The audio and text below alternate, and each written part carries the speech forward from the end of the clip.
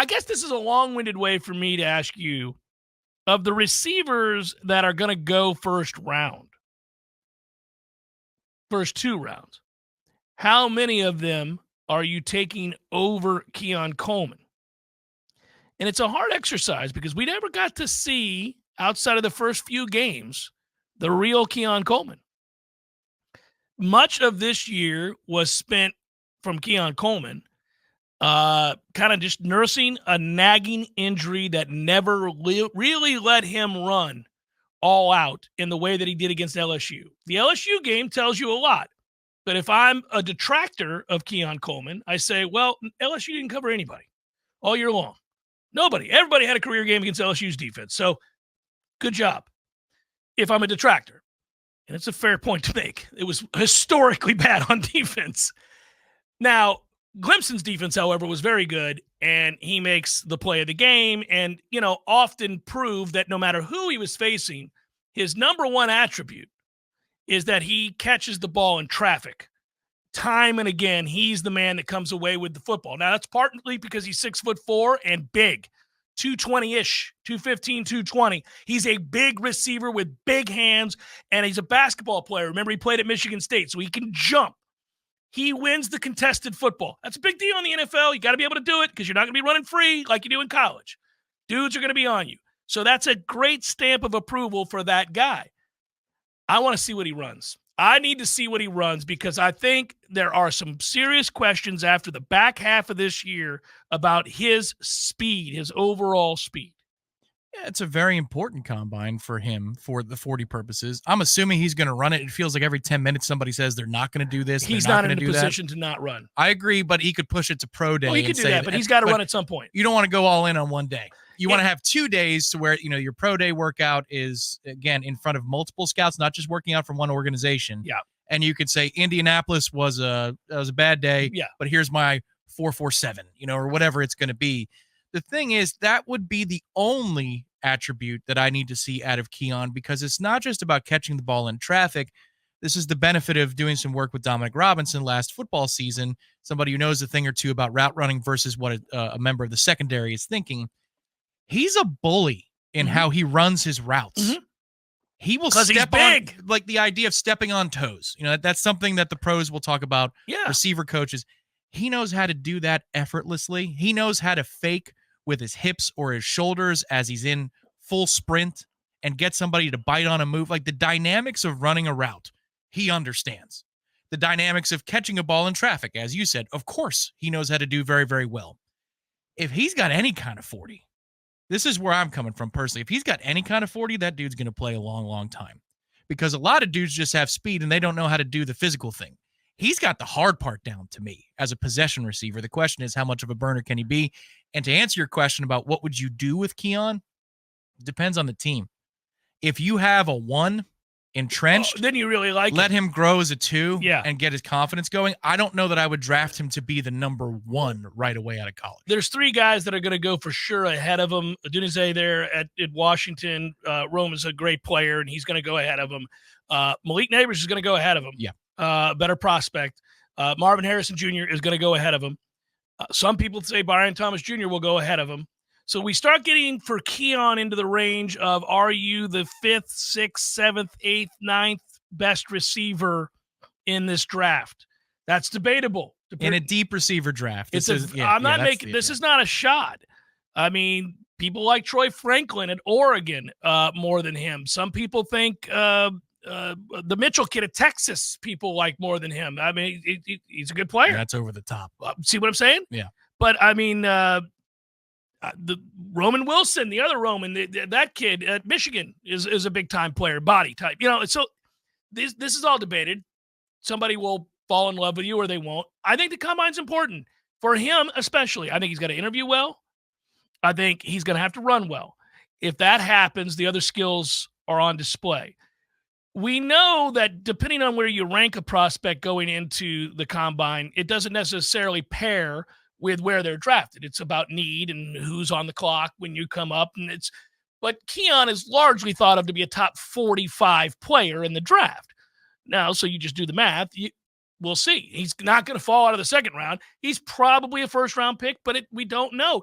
If any of those 2 or 3 other guys that I just named are higher on the board, then he will fall to the second round, and that would be bitterly disappointing for him, given what we thought he was coming into this season, and probably what he would have done had he been healthy. Right, and given what he is, I think, objectively speaking. Yeah, because I believe he is a first-round receiver. Like, there's enough there. I think, first of all, the skills that I listed out before are in, and that's just done and locked up. Yeah. The 40 time, we'll see. He's going to interview well. He's a pro. He's already a pro. That's what I'm saying. He's already got the mindset of just let me get to work. The reports about what kind of teammate he is, it's going to be glowing. We've seen it with our own eyes at practice. He's taking second, third year players who have no chance to crack the 2 deep and working with them on route dynamics, on what to do to get off the line of scrimmage. I got to interject here. I think this is so fascinating. You're bringing up a great point. Players will have good things to say about him. He's a unique guy. He's aloof. He can be very difficult. I personally think there may have been some elements of I want the damn ball, like a lot of primadonna receivers.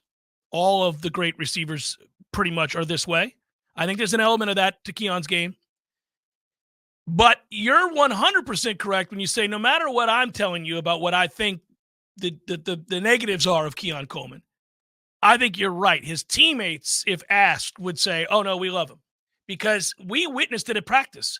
He walked up to young receivers he doesn't have to talk to. He doesn't need to coach up. He's this close to realizing his dream and going to the league. What do I care? This kid's never going to get on the field while I'm here. And just because he's a football player, he would walk over and say, hey, do this with your hands. Do this with your feet. You need to do this in traffic. You need to run this a little more shallow. We saw all of that. Well, there's a difference, though. Like, this is the thing that only if you're in the locker room do you know what side of a fine line he walks between I want the ball and it's a problem for the locker room. Because I don't think it was a problem for the locker room. I think when you're good and you're the best option, it's okay to say, hey, don't forget about me. Don't forget about me. It's a fine line. If you're hurt and you're saying that, it's a little bit more difficult. Sure. Yes, 100%. But the stereotype of the prima donna receiver, I think, exceeds what Keon Coleman was in terms of wanting the football. I'm not making him out. The stereotype is a problem, a cancer on the sideline. Well, Deshaun Jackson. Okay, well, but here's the deal, much worse than that. You can go with Antonio Brown or any number of other guys that are like downright. That dude's certifiable. Yeah. T.O. was a great player, but geez, man. I don't think he rises to the level of any of that. I'm not saying that, but there are levels. Diggs. Catch the ball, man. There's moments. I would be surprised if he was that level. I'm not saying that. I just think there's an element of it. I think there's an element of it with every wide receiver in the league. They want the ball. That's how they make their money. That they got to get the ball. They got to get targeted. They get pissed when they're not. For whatever, this is the balance that a quarterback has to deal with all the time. It's tough. There's one football, and you got other guys who also want the ball because they too want to get paid. This is a critical combine for him. I think he's got to have a good one to break into the group that I talked about. Whether he's not going to be ahead of Harrison Jr. or Neighbors, and he's not going to be ahead of the Washington receiver. But from there, he could be the 4th. He could be the 5th. Depending upon that 40 time, he could be in that number 3, number 4 position. 4. I'll give you 4. I don't think he breaks the top 3 at all. I don't think he runs a sub 4.45 either. But if he did, and it was laser time, and you saw, whoa, Keon runs a 4.41, or a 4.42? Well, it would piss me off because I'd be happy for him, but sweet Jesus, he was the slowest guy on earth for the last 6 games. He's pretty quick on that first slant for the in the LSU game. Yeah, it's one move. The slant, the first game of the year. I'm talking about the last 6. Well, that's what I'm saying. Like, he could run a time. He could. Yeah. Well, listen, he's been timed. He was timed at Michigan State, I think, at 4.45. Was he though? I don't know. Like, I'm sorry. When like a college does it, I'm like, are you really like is Michigan State going to put out there that, oh, well, this kid is, He's actually running 4.57 now. He claims 4.45. Like, I don't know. I'll tell you that the scouting write-ups that you can look up have a time that is cited from Michigan State, more than one. Yeah. Independent sites. Now that Michigan State could be lying. That's what I'm saying. A lot of these, but that was he runs 22.7 miles per hour. I'm like, get out of here. But it was 4.45 is what he was listed as. That's the information. Now listen, we'll find out. They could have written 4.2. Yeah. We're gonna have to see. I'm just saying sometimes there's a little PR from the remember it used to be Novel. We covered it when it was Novel. The Rocket Man works for Jimbo and he's got the vests on. Right. They can't wait to share the data. Yeah, maybe maybe it's like a player's height listing. Well, he's 5'11". Yeah. He ain't 5'11". Right. They would do that with certain guys. You'd be like, man, listen, that dude is nowhere near 5'11". He's shorter than Tom. I was standing next to the guy yesterday. I'm 5'11". There's no chance. There's no way, man. He's got cleats on. I got flip-flops on, and I'm still towering over this dude.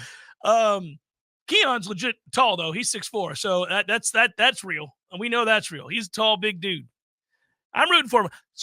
He kind of is emblematic in this draft of a lot of guys for this FSU group that we could extend out to, say, 10 that are going to get drafted or have a real good chance to get drafted. I think the combine and interviews and workouts, the pro days, are going to be very important for a lot of these guys that are either tweeners or they've had a year of success as opposed to 2 or 3 on top of one another building to this moment. They've had this outlier year where is that who they are? Or on a team that was surrounded by talent, did they really shine here? But now individually, they may not be what the numbers suggest they are.